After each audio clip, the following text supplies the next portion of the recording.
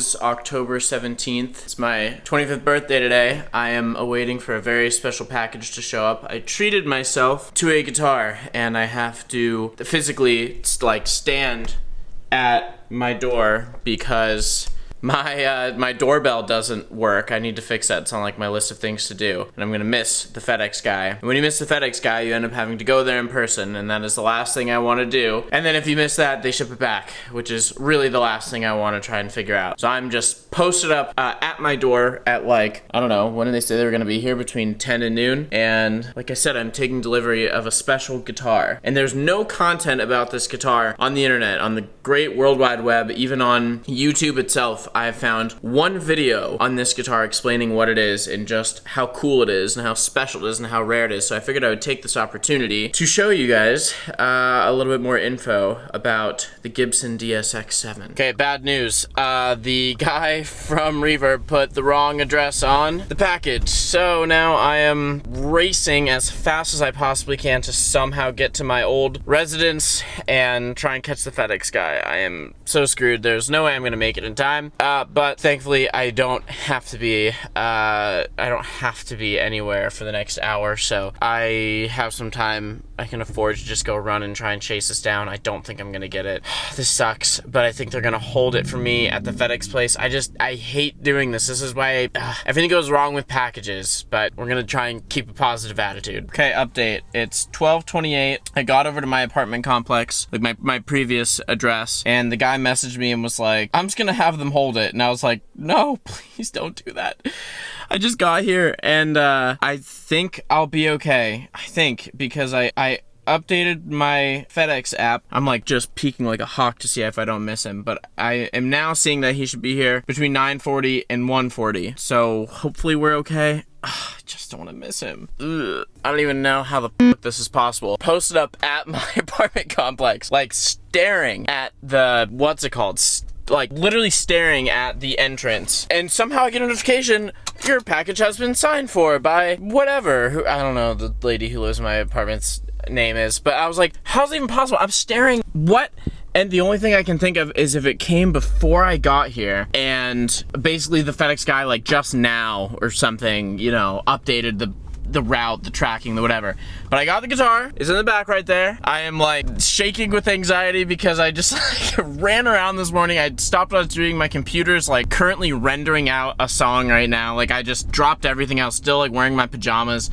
I was on the phone with the FedEx lady. I'm messaging the guy on Reverb trying to figure out what the hell's going on. And the exterminator's gonna be in my house like very shortly to get rid of some squirrels in the attic. So I gotta like rush home. And I also hate being at my old apartment complex because those people are such sons of bitches and they're evil. But anyway, I have the guitar. I'm very excited to get home and unbox it. So let's just be happy for that. Okay, I'm home.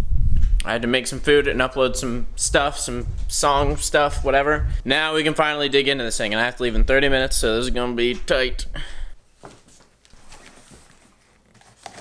Just vacuumed my house, too.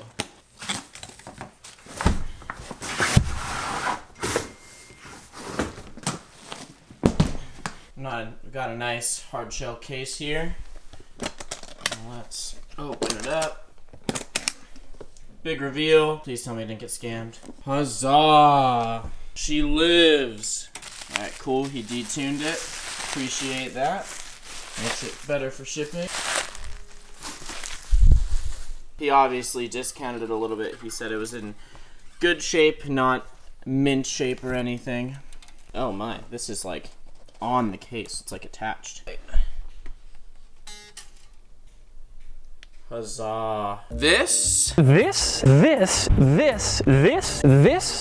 is a Gibson DSX7, and it is this weird, special, rare 7-string extended range blacked out Explorer that Gibson only made about 200 of from 2009 to 2011. It has EMGs in it, and the guy from Nickelback plays one, and there is pretty much zero content about this on YouTube. These are pretty niche instruments, and I really only know about it because I saw a video of Nickelback playing live at Red Rocks in like the mid-2010s, and I saw that Chad Kroeger was playing an Explorer on their song Burn It to the Ground.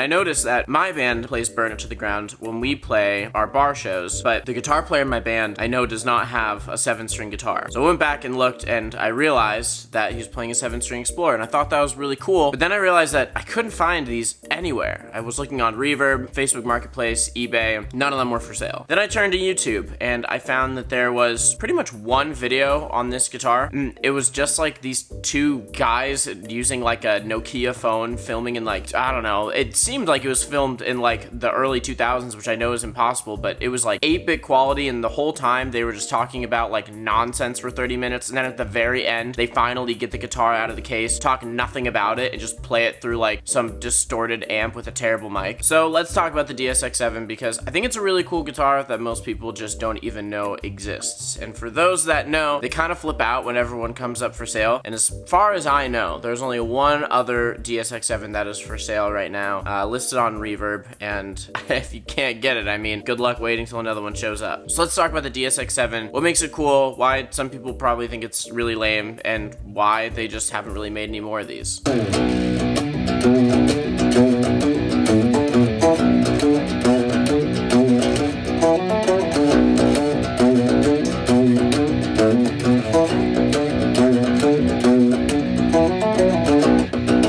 This is the high-end GTS manual of guitars.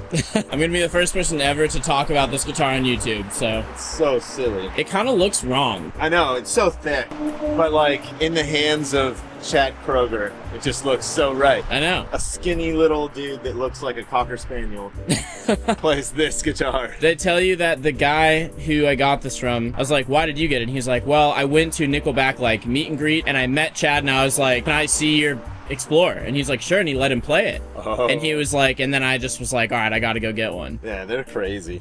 It's so weird. Yeah, I know. It's very weird. I love it's like beat on, and I think that's kind of cool. Yeah, I agree. It's like 1 of 500, but like It's 1 of 200. Oh, 200? But it's already beat up. So yeah. You don't have to like feel like you're ruining a legacy or anything. Yeah. It's so funny. I wonder if like the headstock dimensions are actually the same, because like look how little it's just space barely there on there. is. I know. They just squeezed it on there. But yeah, next time, I don't know, we're in the same room, let's plug it in. Yeah.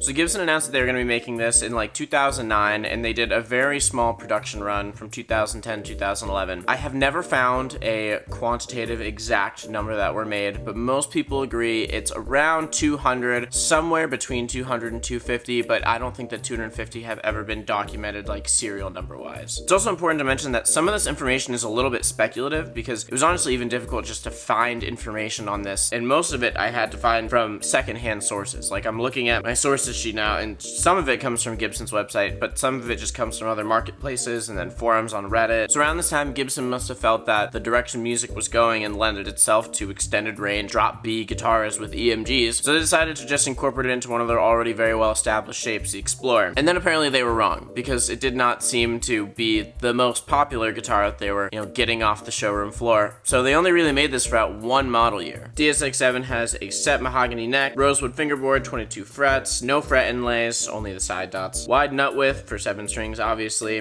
Scale length is 24.75 inches, it's a little bit shorter than other 7 strings, and some big ol' active EMGs. So this thing's kind of like a true bona fide metal guitar, but you really don't hear about people talking about it much. As I mentioned earlier, part of the mystique about this guitar is that Gibson didn't even really publish a whole lot of records about this thing. I mean, again, maybe I just did not do enough research, but I had a difficult time finding an exact number count that came from like multiple different sources to cross-check it. Even though it's kind of a metal guitar player's dream, so to speak, I think a lot of people weren't really interested in this because Gibson didn't even really talk about it.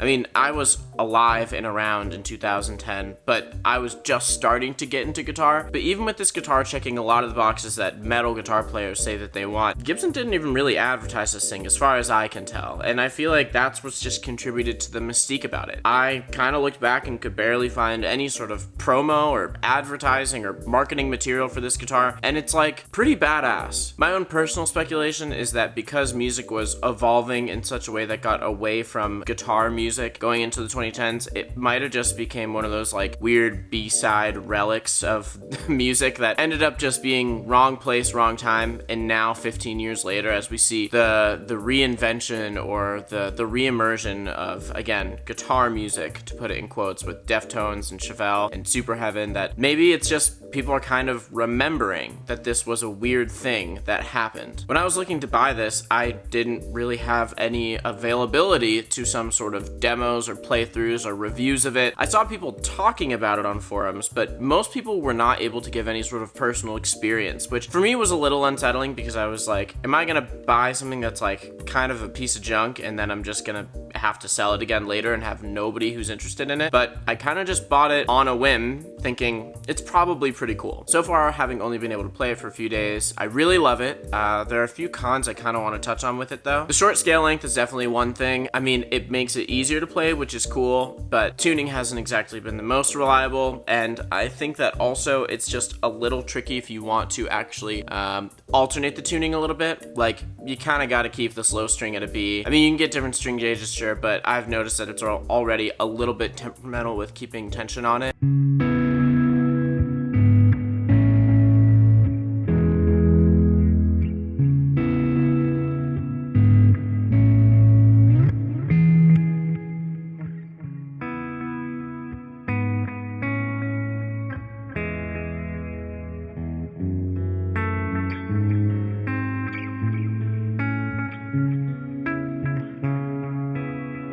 I also have a Gibson EBOF, and that's a short scale length, and same thing, it's super fun to play. I just noticed it can be like slightly temperamental with the tension and the tuning on it. Something else that for me hasn't been an issue, and I don't think it probably will be, but I'm just kind of thinking ahead. I don't even want to know how difficult it would be to try and contact Gibson to get a replacement part for something like, you know, the nut or the bridge or something. I just can't imagine that would be a complete show.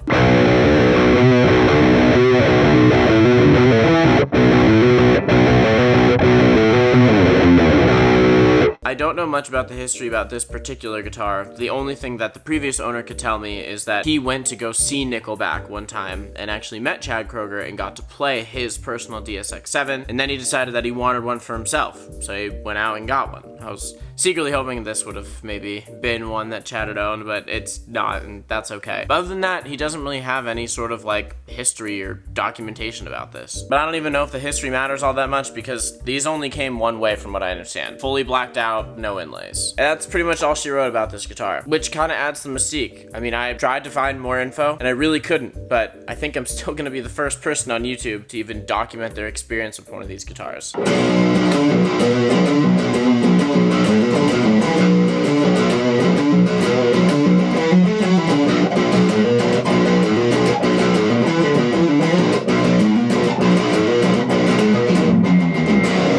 It'd be really cool to actually maybe talk to somebody who worked for Gibson or is affiliated with the production, assembly, or marketing for something like this, or other owners of these guitars, but I mean, I don't have Chad Kroeger's number in my contacts, and it's pretty difficult to track down people who own these things. These things have a very niche audience, and they're only really valuable to those who know about them and like weird, quirky parts of guitar history. Because to be honest, it's not like this is any better than buying like a more modern, you know, fan fret Aristides or Jackson or whatever. It's just kind of cool to say that you're part of this unique group of people that decided to go and get one of these things. It's kind of like an acquired taste. Comps for these are also very hard to come by. I mean, as far as I can tell, I can only see one other listing for one of these, let alone transaction, and they want $6,000 for it. That is for a mint one. This is not a mint one. It has lots of scratches and bumps and bruises, and it was half that price. Seems like it's pretty good shape. I'm gonna bring it to the studio here soon and see if I can plug it in, just make sure all the pots are working and